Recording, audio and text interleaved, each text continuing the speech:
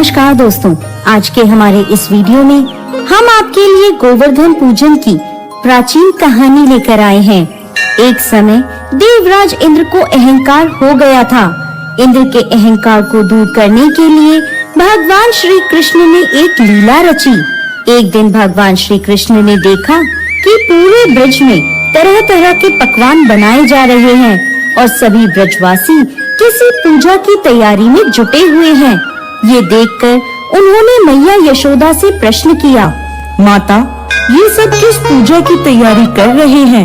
मैया यशोदा बोली, लल्ला, हम देवराज इंद्र की पूजा करने के लिए अन्नकूट की तैयारी कर रहे हैं। यह सुन भगवान श्री कृष्ण आगे पूछते हैं, मैया, हम इंद्र की पूजा क्यों करते हैं? माता यशोदा ने उत्तर दिया, हम इंद्र की पूजा करेंगे तो अच्छी वर्षा होगी। यदि अच्छी वर्षा होगी तो अच्छी पैदावार होगी, जिससे हमारी गैया को अच्छा भोजन मिलेगा।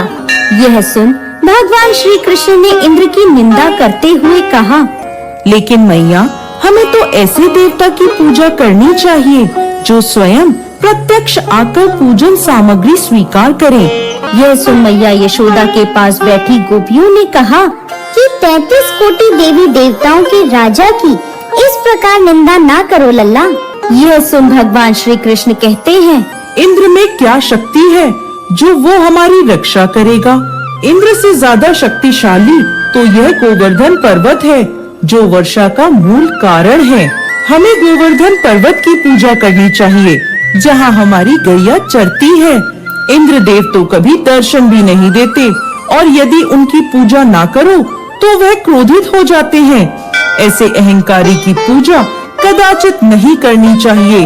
तभी नंद जी वहाँ आ गए और पूछने लगे, इंद्र की पूजा करने से वर्षा होगी और हमें लाभ होगा। गोवर्धन की पूजा करने से क्या होगा? तब भगवान श्री कृष्ण ने उत्तर दिया, हमारी गैया गोवर्धन पर्वत पर चढ़ने जाती है। गोप गोपिकाओं के आजीविका का एकमात्र साधन गोवर्धन पर्वत है। यह सुनकर सभी लोग बहुत प्रभावित हुए और सभी ने मिलकर इंद्रदेव की जगह भगवान श्री कृष्ण द्वारा बताई गई विधि से गोवर्धन पर्वत की पूजा अर्चना करी। गोवर्धन पर्वत ने समस्त पूजन सामग्री को स्वीकार किया और सबको खूब आशीर्वाद दिया। तभी नारद मुनि इंद्र महोत्सव देखने की इच्छा से ब्रज में आए। वहाँ ग्वालों ने उन्हें बताया कि इस वर्ष से श्री कृष्ण की आज्ञा अनुसार इंद्र महोत्सव बंद कर दिया है और अब सभी ब्रजवासी गोवर्धन पूजन करेंगे। यह सुनते ही नारद मुनि उल्टे पांव इंद्र के दरबार में पहुँचे और बोले, हे देवराज, आप अपने महल में सुख की नींद ले रहे हैं। उधर ब्रज में आपकी पूजा समाप्त करके गोवर्धन पर्वत की पूजा हो रही है। ये सुनते ही देवराज इंद्र को क्रोध आ गया। उन्होंने इसे अपना अपमान समझा और जोरों की वर्षा शुरू कर दी। भयभीत होकर सभी ब्रजवासी भगवान श्री कृष्ण की शरण में गए। तब भगवान श्री कृष्ण ने सभी को गोवर्धन पर्वत की शरण में जाने को कहा। सभी ब्रजवासी अपनी गैया और बछड़ों के साथ गोवर्धन की तराई में पहुँचे।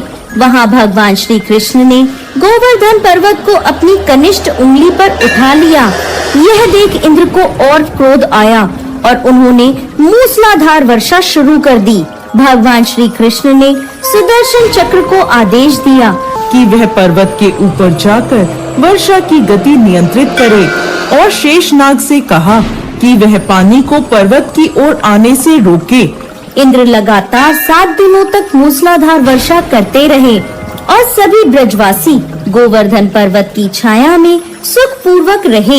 यह सब देखकर इंद्र को शंका हुई कि उनका मुकाबला करने वाला कोई साधारण मनुष्य नहीं हो सकता। तभी ब्रह्मा जी वहाँ प्रकट हुए और इंद्रदेव से बोले, हे इंद्रदेव, आप जिस बालक को परास्त करने की कोशिश कर रहे हैं वो और कोई नहीं, भगवान श्री हरि विष्णु का अंश है और पूर्ण पुरुषोत्तम नारायण है। यह सुनकर देवराज इंद्र ने भगवान श्री कृष्ण से अपने भूल की क्षमा मांगी। इसके बाद उन्होंने भगवान श्री कृष्ण की पूजा करी। इसी दिन से गोवर्धन पर्वत की पूजा की जाने लगी। जय श्री कृष्ण।